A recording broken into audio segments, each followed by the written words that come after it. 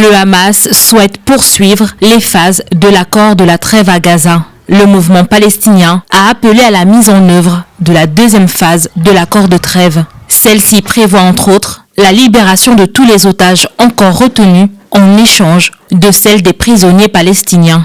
Dans ce contexte, les médiateurs de l'accord, l'Égypte, le Qatar et les États-Unis, ont entamé des négociations au Caire avec une délégation israélienne.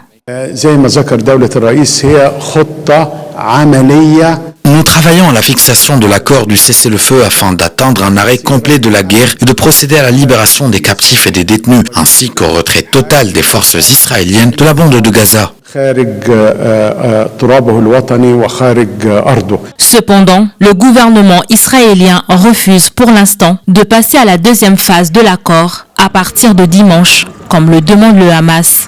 Israël souhaite prolonger la première phase afin de libérer davantage d'otages. Le gouvernement de Benjamin Netanyahou a prévenu qu'il se réserve le droit de reprendre les hostilités à tout moment contre le Hamas si celle-ci ne dépose pas les armes. Le Premier ministre a autorisé une délégation à se rendre au Caire pour poursuivre les négociations afin de ramener nos otages chez nous. Nous devons les ramener chez nous, immédiatement.